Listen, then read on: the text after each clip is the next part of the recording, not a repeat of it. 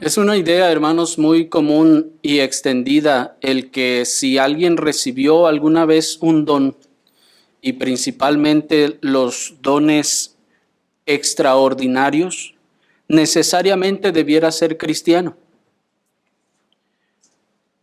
porque se piensa que Dios no daría sus dones a nadie que no fuera salvo. Sin embargo, como hemos visto ya en esta serie, esto no es así, sino que los dones pueden estar presentes donde no hay un corazón regenerado. Y esto es una realidad, aunque debemos hacer la aclaración de que no en una persona perversa. Los dones pueden estar presentes, y principalmente aquellos que son extraordinarios, en personas que no son salvas. Sin embargo, o aclaramos que no en aquellas perversas. Es decir, aquellas personas que han llegado a un grado de perversión y maldad que es evidente aún para los hombres incrédulos. Pero donde está la gracia salvadora, también estarán presentes los dones espirituales. Donde esté la gracia salvadora, allí estarán presentes los dones espirituales. Y esto es lo que hace difícil discernir, hermanos, para muchos, si una persona es salva o no, o si por el tener esos dones entonces implique que es creyente. Este hecho de que sí, donde está la gracia salvadora, habrá dones. Pero aquellos cuyo único fundamento de escrutinio es la presencia de tales dones, entonces darán por hecho o por sentado que estas personas tendrían que ser salvas, cuando no es así. Pero con la ayuda del Espíritu Santo, el día de hoy vamos a considerar estas cosas a través del tema la distinción entre la gracia y los dones. La distinción entre la gracia y los dones. Y cuando decimos aquí gracia, estamos hablando de la gracia salvadora. Porque ya hemos visto que los dones también son de gracia.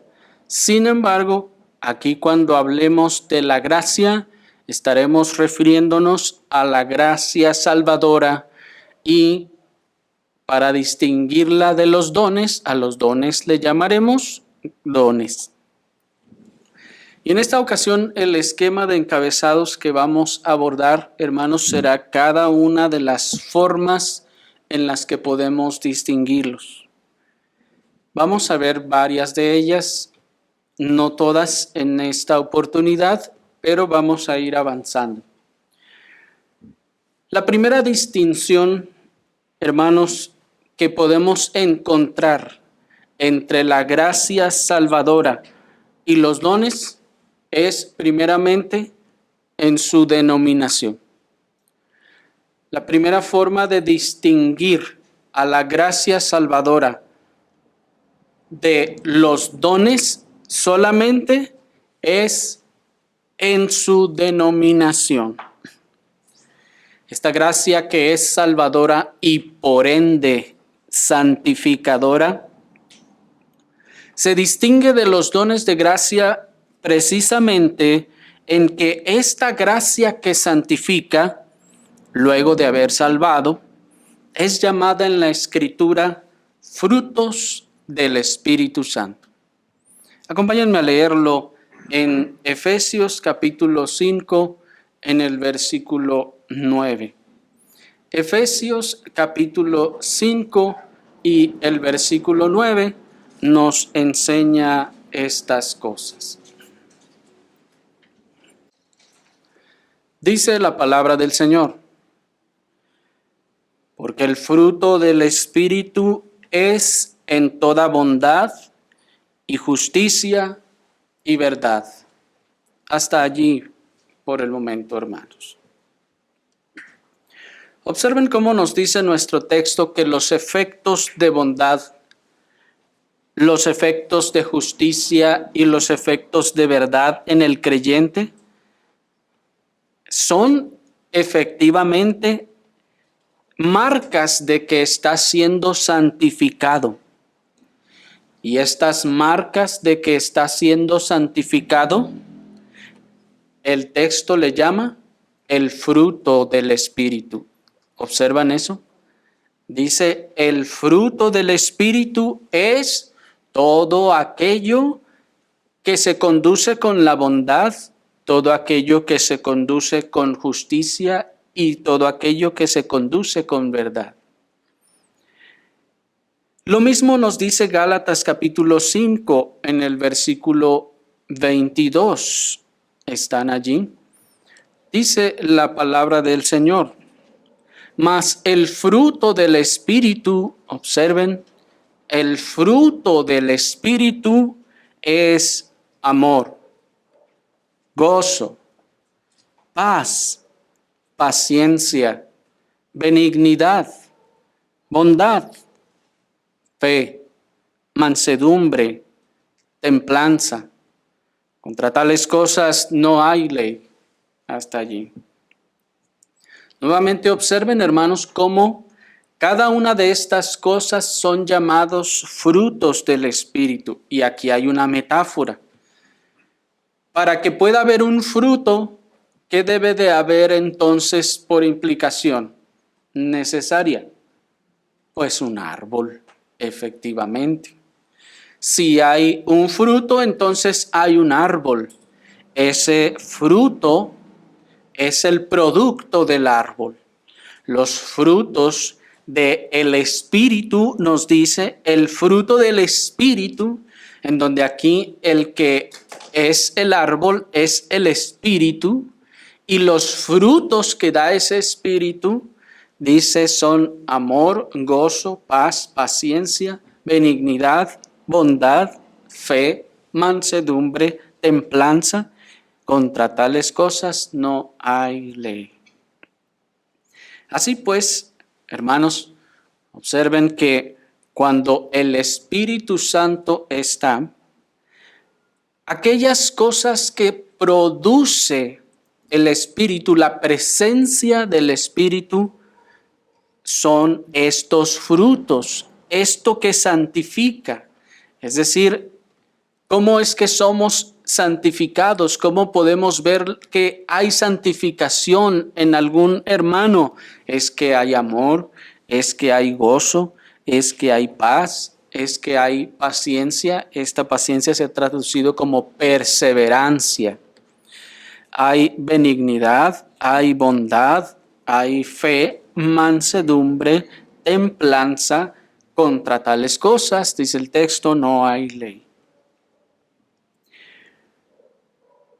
Ya hemos abordado la relación inseparable de la regeneración y la santificación, hermanos.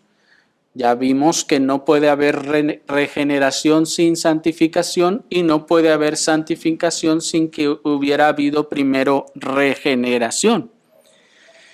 Por lo que ahora, hermanos, solo observaremos cómo la metáfora de los frutos nos enseña claramente la relación entre la salvación y la santificación. Los frutos proceden de un árbol y una raíz permanentes, de cuya naturaleza entonces estos frutos participan. Y esa raíz es la obra regeneradora o salvadora por el Espíritu Santo, mientras los frutos, como dice el texto, son efectos de santificación que produce la raíz misma. Si esta raíz no está o desaparece, los frutos desaparecen. Noten la permanencia. Ahora bien, para que pueda haber estos frutos de santificación, debe haber entonces un buen árbol. para que dé buenos frutos, como nos dice Mateo 12:33. Ya habíamos visto también esta metáfora, hermanos. No puede un buen árbol dar frutos malos y un árbol malo dar frutos buenos. Es decir, la naturaleza, observen porque veíamos, es un asunto de naturaleza. La naturaleza de un árbol malo no puede producir frutos buenos porque la naturaleza que tiene la raíz y el árbol se transmite al fruto. La naturaleza que tiene la raíz y el árbol se transmiten al fruto. Esa es la razón por la que los hombres pueden tomar un árbol de uno o un codito, le llamamos, y lo puede injertar en otro. ¿Y cómo sale el fruto? Conforme a la naturaleza de los dos.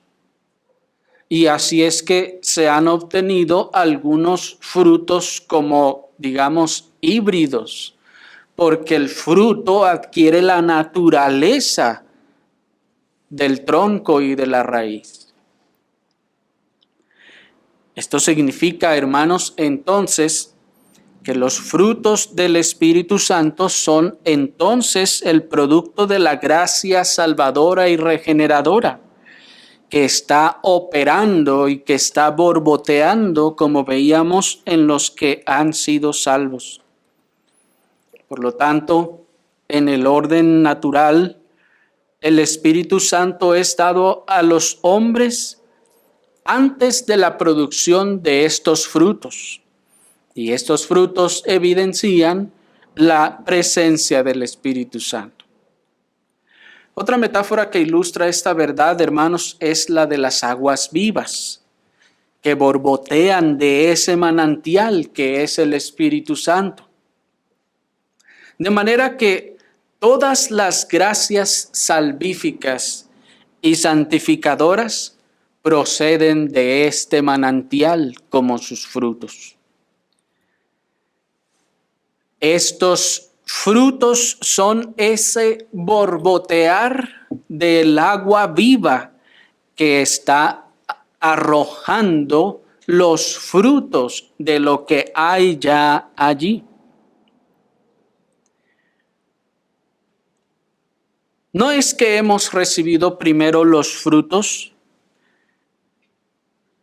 las gracias salvadoras y santificadoras, y luego recibimos la raíz de ellas, el Espíritu Santo, sino que el Espíritu Santo con el que somos bautizados opera esos frutos en nosotros. Puede sonar algo un tanto sencillo de comprender, pero es importante que lo tengamos claro, hermanos, para hacer el contraste, puesto que con los dones esto no es así. Con los dones no ocurre como con los frutos. Los frutos, que es la santificación, no ocurren de la misma manera, no proceden de la misma forma en la que proceden los frutos. Y aunque los dones son obra y efecto del Espíritu Santo, no obstante, no son frutos del Espíritu Santo, ni se les llama frutos del Espíritu Santo en ninguna parte de la Escritura. Ustedes observaron, hermanos, que en la lectura de Gálatas 5:22 de los frutos del Espíritu, no encontramos ninguno de los dones. ¿Lo observaron? Miren nuevamente el versículo 22. Mas el fruto del Espíritu es amor, gozo, paz, paciencia o esa perseverancia, les decía, benignidad, bondad, fe, mansedumbre, templanza. ¿Alguien encontró algún don allí? No hay allí ningún don, hermanos, de los que la Escritura menciona como dones. En el texto anterior que leímos de Efesios 5:9 tampoco encontramos llamados frutos del Espíritu a ninguno de los dones, pues dice el fruto del Espíritu es en toda bondad, justicia y verdad. De manera pues que en la Escritura en ninguna parte los dones son llamados fruto del Espíritu. Nos dice en ese sentido el pastor puritano John Owen, son efectos de su operación sobre los hombres, no frutos de su obrar en ellos. No los reciben para santificarlos y hacerlos templo de Dios, aunque metonímicamente con respecto a sus efectos externos pueda decirse que se les hace partícipes de él, termina la cita. Observen entonces que tienen también objetivos diferentes. Los frutos del Espíritu Santo tienen el propósito de santificar al creyente. Esos frutos tienen el propósito de conducir, de llevar a hacer crecer al creyente en santificación. En cambio, los dones no tienen ese propósito, todos ellos en la misma forma o en la misma medida. Los dones no son frutos del obrar del Espíritu Santo en las personas. Los dones solamente son efectos de la operación del Espíritu en una persona, que como ya hemos visto desde el principio, el Espíritu puede operar algunas cosas en algunas personas conforme a sus propósitos. Así, entonces, se puede llegar a reconocer, sí, de manera metonímica, nos dice el pastor puritano, que los que recibieron esos efectos de operación del Espíritu fueron partícipes del Espíritu Santo, sí, de una forma metonímica, pero eso no significa que hayan sido salvos. Participaron, veremos más adelante, del don celestial, pero eso no significa necesariamente que ese don los santifica.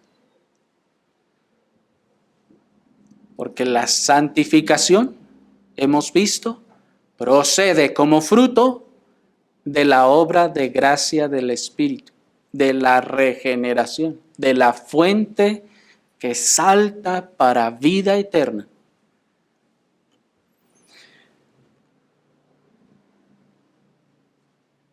Ahora bien,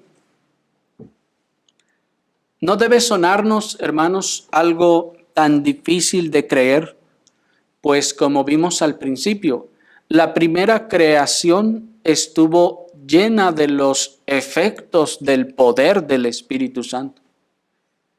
Pues la Escritura nos dice que el Espíritu de Dios, ¿qué hacía? Se movía sobre la faz de las aguas. El Salmo nos dice que el Espíritu de Dios colocó todas las cosas en la creación. Y todas esas son obra de su poder, por lo que esas cosas aún también podría decirse que participaron del poder del Espíritu Santo. Lo cual noten entonces que ya no hace la situación tan especial como hoy en día se procura hacer. Pero pasemos a la segunda distinción entre la gracia salvadora y los dones. La segunda distinción es su beneficio. La segunda forma en la que podemos distinguir la gracia salvadora de los dones es en el beneficio que ocasionan. Aquellos a quienes se les concede la gracia salvadora, se les concede en primera instancia para bien y beneficio de ellos mismos. Aquellos que reciben la gracia salvadora en primera instancia, la reciben para beneficio de ellos mismos. Esto se debe a que la gracia salvadora nos es dada para renovar la imagen de Dios en nosotros y para hacernos semejantes a Él. ¿Recuerdan ustedes? Ya hemos visto cómo esta imagen de Dios se renueva en la regeneración y continúa siendo operada en la santificación, y todo esto por el Espíritu. ¿Y quién es el objeto de todo eso? ¿Y quién es el beneficiado en todo eso? El que lo recibió. El que lo recibió es el que está siendo beneficiado de todas esas operaciones. Acompáñenme a Romanos capítulo 8, versículo 29, para que probemos estas cosas en la Escritura. Dice Romanos 8, 29. Porque a los que de antemano conoció, también los predestinó para ser conformados a la imagen de su Hijo, para que Él sea el primogénito entre muchos hermanos.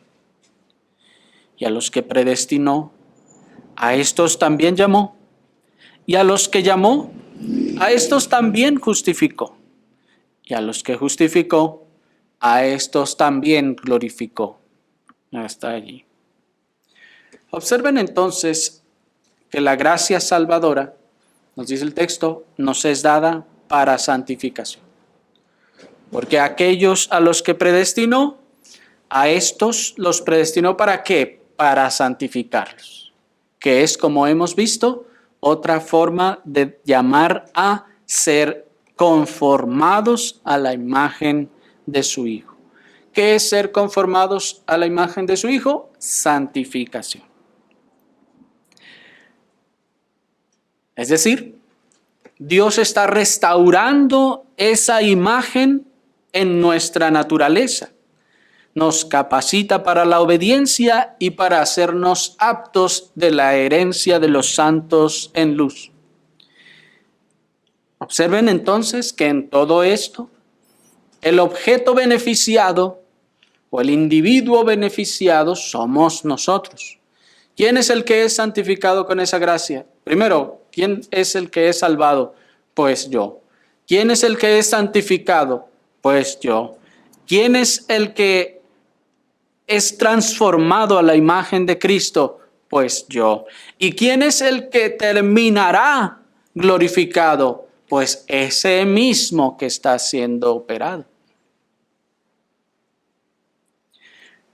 Ahora, antes de continuar, hacemos un paréntesis para aclarar que es cierto que la gracia salvadora ciertamente ejerce un efecto en beneficio de los demás a través de, por ejemplo, el ejemplo de obediencia cristiana de sus poseedores.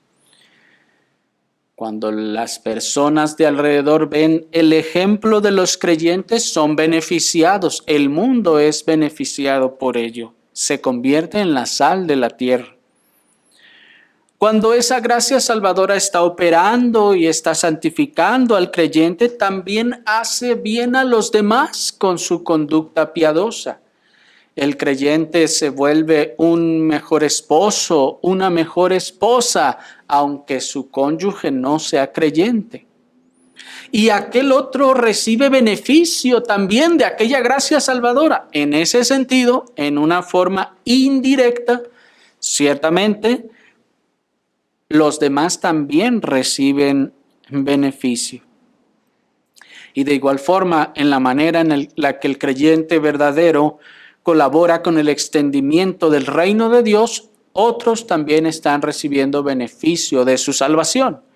Sin embargo, por eso decíamos que primariamente y objetivamente la gracia salvadora tiene como propósito aquel que la recibe primariamente. Sin embargo, todos sus efectos para los cuales son enviados preponderantemente son pues para el beneficio del que la recibe. En cambio, con los dones espirituales es distinto.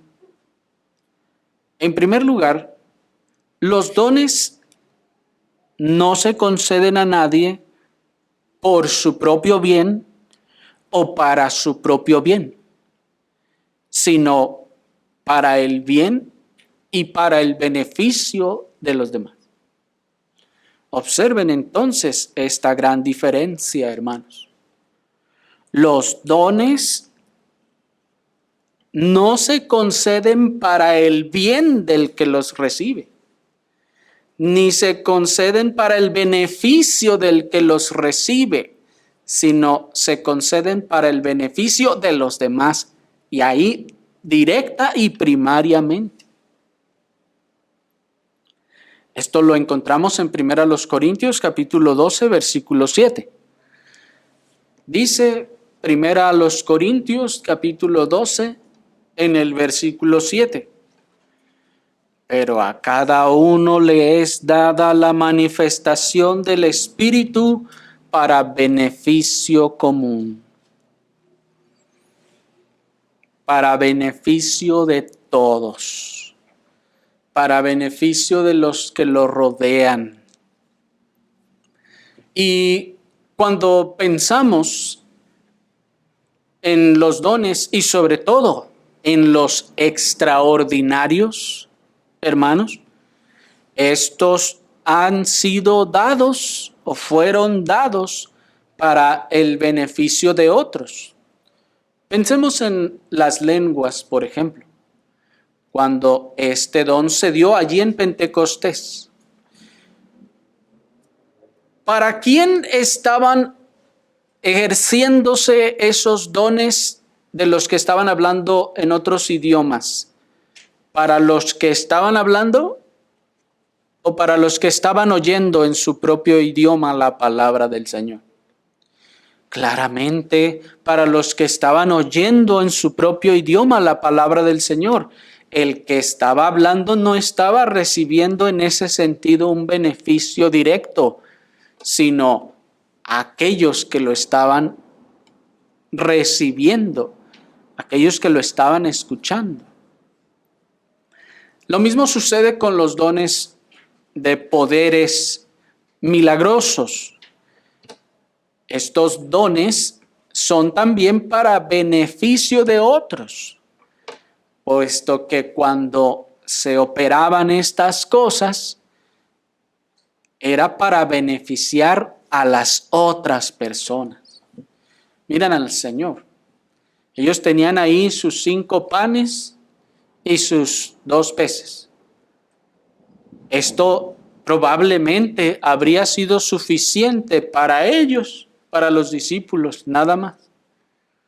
Pues bueno, sepan que los panes eran grandes, hermanos, no eran como los que ahora venden ya casi a 18 pesos y están así bien chiquitos. No, eran panes grandes. Entonces ellos podían partirlos y podían comérselos uno, digamos, cada mitad. Pero aquel milagro que el Señor hizo de multiplicar los panes, ¿para quién benefició o a quién benefició? A los demás. Bueno, aunque en el caso del Señor lo estaba haciendo en el poder del Espíritu Santo. Pero miren a los apóstoles, cuando ellos llevan a cabo estos milagros, ¿quiénes están siendo beneficiados? Los que reciben las sanidades o el que se les eche fuera los demonios, etc. Miren al apóstol Pablo después quejándose de una enfermedad por la cual fue y predicó, dice, el evangelio a los Gálatas. por causa de una enfermedad, dice. Bueno, si él tenía ese poder, ¿por qué no se sanó él solo? Bueno, esto también bien puede responder al tiempo de la cesación de estos dones. Sin embargo, hermanos, nuestro punto aquí es que observen que estos dones son para beneficio de los demás. Ahora bien, esto no significa que los poseen no reciban ninguna edificación en absoluto, de ninguna manera, sino que estos dones son debidamente ejercitados y robustecidos, y cuando lo son, también producen un beneficio espiritual a aquellos que los ejercitan, como vamos a ver más adelante. Dice en ese sentido el pastor puritano John Owen: por lo tanto, así como la gracia salvadora nos es dada en primer lugar para nosotros mismos y en segundo lugar para el bien de los demás, así también los dones son otorgados en primer lugar para edificación de los demás y en segundo lugar también para nuestra propia ventaja espiritual. ¿Se fijan? Nos está diciendo que en este caso la situación es al revés. Mientras que la gracia salvadora en primer lugar nos beneficia a nosotros y de manera indirecta beneficia a los demás, con los dones es al revés. Los dones en primer lugar benefician a los demás y de manera indirecta también nos benefician a nosotros en la medida en la que nosotros los ejercitamos y los robustecemos. Y esto contrasta, hermanos, debemos decir, con la típica noción de que los que tienen los mejores dones son los más beneficiados, cuando en realidad es lo contrario. En los lugares de donde el Señor nos sacó, hermanos, se invitaba o se incitaba a las personas a que buscaran dones de sanidades, de milagros, de echar fuera demonios, y eran los dones que todos querían tener, ¿no es así? ¿Por qué? Porque se pensaba en un beneficio propio. Cuando la Escritura nos enseña que los dones son para el beneficio de los demás.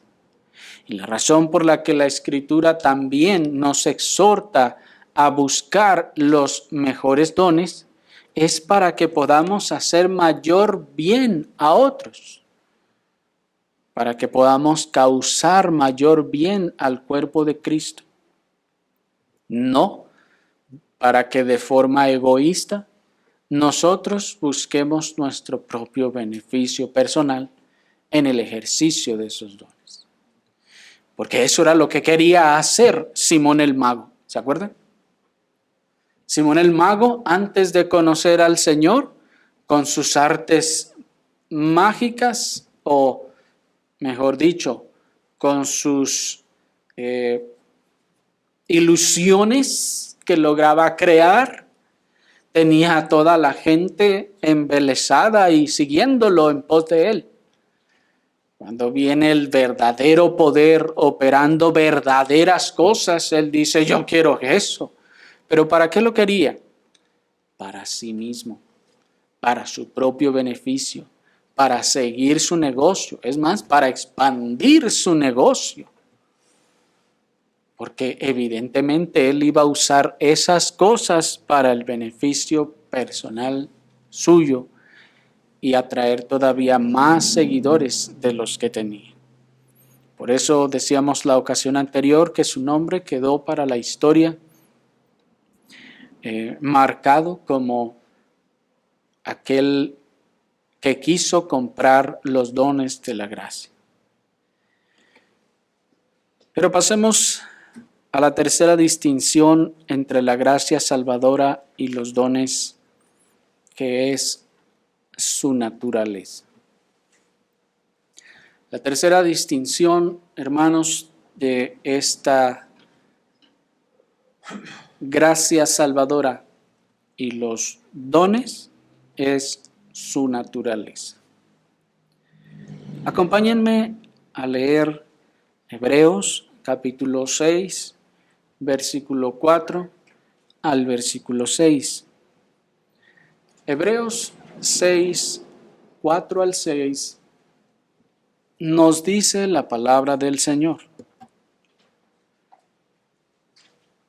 Porque es imposible que los que una vez fueron, observen, iluminados y probaron el don celestial y fueron hechos partícipes del Espíritu Santo y asimismo probaron de la buena palabra de Dios y los poderes del mundo venidero y luego apostataron, sean otra vez renovados para arrepentimiento, crucificando de nuevo al Hijo de Dios para sí mismos y exponiéndolo a la ignominia.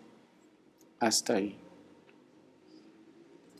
Observen primeramente, hermanos, las diferentes formas que se llama a los dones del Espíritu Santo. En el versículo 4 le llama el don celestial. ¿Se fijan? Porque es imposible que los que una vez fueron iluminados y probaron del don celestial. Se llama don celestial porque viene del cielo. ¿Se acuerdan? Porque viene de arriba. Porque subiendo a lo alto, llevó cautiva la cautividad. ¿Y qué hizo? Envió. Hizo descender de arriba con el Espíritu Santo dones a los hombres. ¿Me explico? Estos dones entonces son de lo alto, son del cielo, en el sentido de que, como vimos ya, proceden o son enviados desde la ascensión de nuestro Señor, su recibimiento a la diestra del Padre, y entonces recibe la promesa del Espíritu que hemos visto se manifiesta en dos formas, el derramamiento del Espíritu mismo y los dones, y envía los dones desde lo alto para los hombres.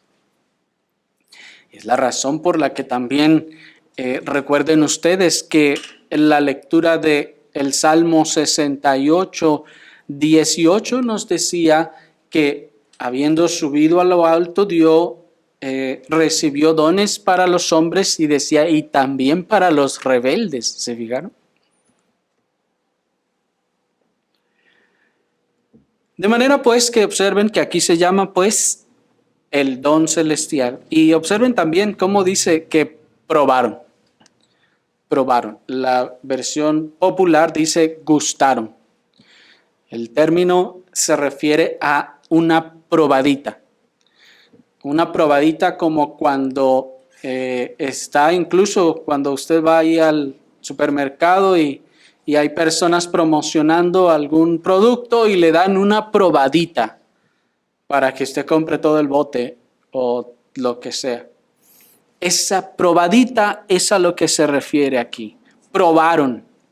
Tuvieron una probadita del don celestial. Bien, miren el otro nombre que se le da a los dones, que es ser partícipes del Espíritu Santo. Ahí mismo dice, y fueron hechos partícipes del Espíritu Santo. Por eso decíamos hace rato, de manera metonímica, sí, no se puede negar que los que participan de los dones participan en efecto del Espíritu Santo. Pues ya vimos que estos son efectos del poder del Espíritu Santo. Y como efectos de ese poder, hay ciertamente una participación de ellos en estas cosas. Y por último se les llama también los poderes del mundo venidero, versículo 5. Dice, y asimismo probaron, el mismo término de la probadita, probaron de la buena palabra de Dios, miren, y los poderes del mundo venidero. Aquí nos está hablando de que también tuvieron probaditas de la palabra de Dios. Es decir, que sí, venían a la iglesia, sí, oían la palabra, sí, degustaban de vez en cuando algo delicioso y de vez en cuando decían, no, sí, ahora sí estuvo buena la predicación. Degustaban algunas cosas de la palabra, dice, la buena palabra de Dios. Esta expresión palabra, hermanos, es el término griego rema, que se refiere a la exposición de la palabra, que se refiere a la predicación de la palabra. No es el término griego logos, que significa palabra, sino aquí está el término griego rema, que se refiere a la exposición, a la predicación de la palabra. Y bueno, dice, y los poderes del mundo venidero. El término griego que se tradujo como mundo es el término griego aion, que se refiere a una era, a una economía particular. Este término es traducido, sí, como mundo, porque se refiere a todo el conjunto de cosas que componen un todo. Es como cuando se dice, en mi mundo. ¿Qué es eso? Es todo un conjunto de cosas relativo a algo. En ese sentido, ese término griego aion se refiere pues a una era, a una economía. De manera que cuando dice los poderes de la economía venidera, los poderes de la administración venidera, hermanos, aquí nos está señalando entonces a la economía, en este caso del Nuevo Testamento, porque como vimos ya, el Espíritu se derramaría sobre toda carne, a diferencia del Antiguo Testamento, que solo se derramaba sobre algunos y no sobre todos. Ahora es sobre toda carne. Y observen entonces, pues, que estos probaron. ¿Probaron de qué? Primero probaron el don celestial, fueron hechos partícipes del Espíritu Santo y probaron los poderes del mundo o del siglo, traducen otras versiones, venidero. Y a pesar de eso, apostataron. Dice el versículo 6, y luego apostataron, sean otra vez renovados para arrepentimiento, crucificando de nuevo al Hijo de Dios. Este término que se tradujo como apostataron es un término que significa caer, pero es un caer definitivo. Es un caer para no levantarse. Es un caer a un lado, como cuando se iba en la batalla y unos caían al lado muertos ya, en ese sentido. Por lo que la versión King James traduce apostataron. Dado también una gran controversia que hubo, hermanos, con respecto a este versículo y a esta palabra en la iglesia primitiva, que no tenemos el tiempo de abordar. Pero lo que el texto nos está diciendo es que a pesar de estas personas, observen, haber probado todas estas cosas, aún así apostataron. Esa es la razón por la que no nos debe escandalizar, hermanos, más la cantidad de personas que, habiendo estado incluso por décadas en las iglesias diciendo que son cristianos, luego terminan completamente apartados de Dios. ¿Por qué? Porque la Escritura nos dice, va a suceder. Pero pareciera como que si en el evangelicalismo nos dijeron, no, nunca va a suceder.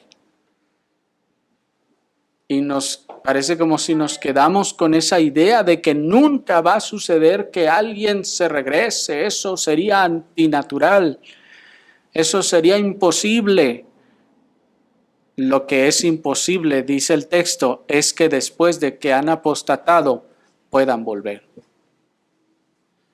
Eso es lo que el texto dice que es imposible. Pero lo que sí es posible, nos está afirmando, es que después de haber probado todas esas cosas y todos esos beneficios, dice, sí es posible que terminen allá. Lo que observen entonces que nos está enseñando que los dones que se manifiestan en las personas no santifican. Y como vimos ya en Romanos 8, 29 y 30, dada esa santificación que es ser transformado a la imagen de Dios, no llevan o terminan en la glorificación. Porque imaginen que entonces, si eso fuera así y los dones santificaran, si esos dones fueron dados y esas personas están siendo santificadas y luego los dones ya no están, porque vamos a ver después esa temporalidad de los dones. Luego los dones se van. Entonces, ¿qué pasa con la imagen de Cristo? ¿Será enviado una persona con la imagen de Cristo en su ser, en su alma, al infierno? Por lo que debemos entonces entender que los dones aquí, por lo tanto, nos está implicando el texto, no santifican. Si santificaran, entonces no apostataría.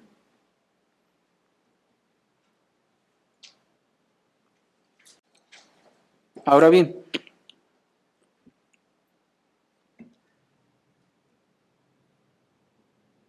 primeramente, encontramos también que los dones que se manifiestan, por ejemplo, en capacidades mentales, como veíamos la ocasión anterior, la palabra de sabiduría, palabra de conocimiento, etc., aunque sean de procedencia celestial, como nos dice el texto, sean ordinarios o sean extraordinarios, no tienen su residencia en el alma, sino solamente en la mente de los que los reciben. Hay algunos dones, hermanos, que no tienen su residencia en el alma. De hecho, en un sentido, ninguno de los dones estos tienen residencia en el alma, sino que tienen su residencia, estrictamente hablando, en la mente. Porque, por ejemplo, el don de palabra de sabiduría está en la mente, en el intelecto. El don del conocimiento está también en la mente y en el intelecto. La iluminación, que leímos en el versículo 4, es el fundamento de estos dones. Y la luz en la mente es su materia y su ocupación. La voluntad, los afectos y la conciencia no son afectados por ellos. Por lo tanto, no cambian el corazón, aunque puedan reformar temporalmente, como hemos visto a causa de la esclavitud de la ley. La vida verdadera espiritual no se produce en el alma. Así pues, los dones espirituales, estos, por ejemplo, que decíamos, se asientan en la mente y no en los afectos y no en la conciencia. Y como hemos visto, para que la fe sea verdadera, debe de estar o afectar la mente, los afectos y la voluntad. En el caso de algunos dones, por ejemplo, la voluntad no siempre está integrada, puesto que ellos, como hemos visto, no podían del todo hacer o ejercer algunos de los dones extraordinarios a voluntad. Es decir, no podía el que hablaba lenguas decir, miren hermanos, ahí les va, les voy a hablar en lenguas, ahí va, 1, 2, 3. No, eso no pasaba así, porque no estaba su voluntad ahí de por medio. Tenía que haber una obra del Espíritu que moviera a su voluntad para que entonces pudiera, en todo caso, hablar este tipo de, o ejercer este tipo de dones.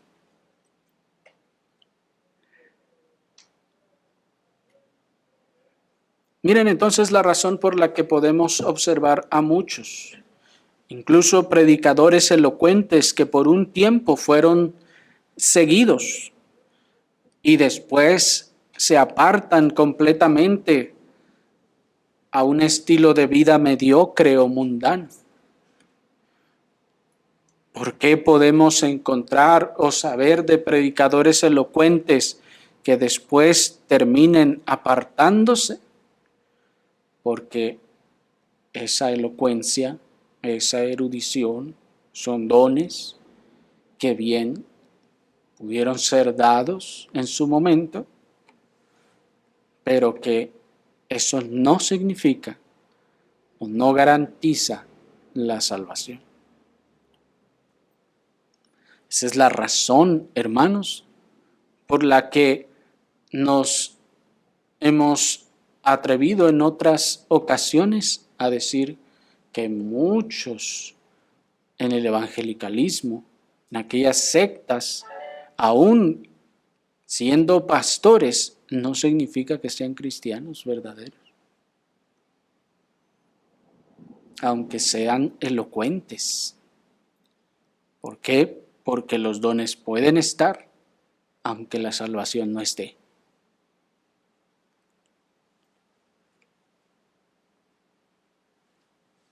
Sin embargo, hermanos, la gracia salvadora posee al alma entera.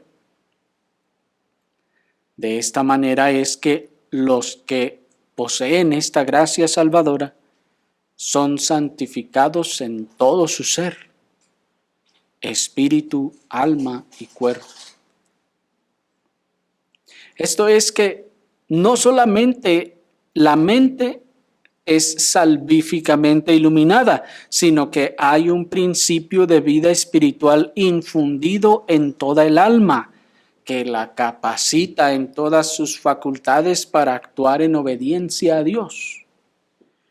Esa gracia salvadora opera en toda el alma, opera en la mente, opera en los afectos, opera en la voluntad, opera en todo para llevarla a la obediencia. Así que, en segundo lugar, la gracia salvadora y los dones también difieren en sus operaciones. Esto es porque la gracia salvadora cambia y transforma toda el alma. en una nueva naturaleza que es viva y espiritual. Pero los dones por sí mismos no tienen el poder de cambiar la naturaleza. No pueden transformar la naturaleza. Por lo que las operaciones de la gracia salvadora y las de los dones los distinguen grandemente. La gracia salvadora transforma, santifica y cambia, y los dones no tienen poder en ese caso sobre la voluntad, los dones por sí mismos.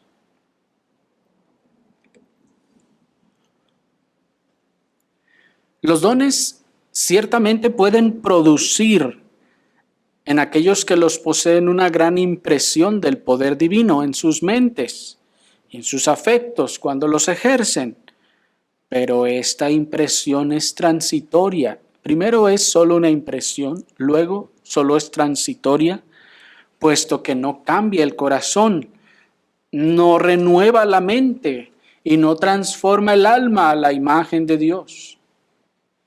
Es decir, solo puede causar impresiones, emociones. La gente puede llorar bajo una predicación, puede sentir un sumo gozo en una impresión de algo que ocurrió, pero eso no termina transformándole. Y por eso en aquellos lugares de donde el Señor nos sacó, algunos hasta les llamaban que eran llamaradas de petate, ¿se acuerdan? ¿Pero por qué? Porque algunas de esas participaciones podrían causar impresiones, pero no transforman. Pero donde opera la gracia salvadora, toda aprehensión de luz y verdad que se comunica a la mente se convierte inmediatamente en práctica, haciendo que toda el alma se moldee a ella. Y en tercer y último lugar, hermanos, en cuanto a la naturaleza de la gracia salvadora, Cristo mora en aquellos que reciben esta gracia salvadora por su Espíritu y son conocidos y reconocidos por Él por causa del sello del Espíritu Santo. ¿Por qué los conoce? Por causa del sello del Espíritu Santo. Recuerden ustedes, en el libro de la Revelación, deben ser sellados todos los santos. ¿Para qué? Para que sean reconocidos y conocidos. Mientras que muchos que poseían dones extraordinarios, la Escritura nos dice que serán apartados por el Señor en aquel día y oirán: nunca os conocí, apartaos de mí, hacedores de maldad. Ustedes no tienen, les está diciendo, la marca, el sello del Espíritu Santo. Ustedes no tienen la marca de Dios en sus frentes. Ustedes no tienen la morada del Espíritu Santo. Por lo tanto, yo no los conozco, no los conocí. Pero hicimos milagros, echamos fuera demonios y profetizamos. Y el Señor, noten, dice: yo no los conocí. Esto es que esas operaciones de poder no ocasionan el sello del Espíritu Santo para vida, ni lo traen. Así que aquí vemos algunas de esas diferencias, hermanos. Pero aquí nos vamos a detener por ahora y enseguida continuaremos con las últimas dos distinciones entre la gracia salvadora y los dones. Oremos al Señor.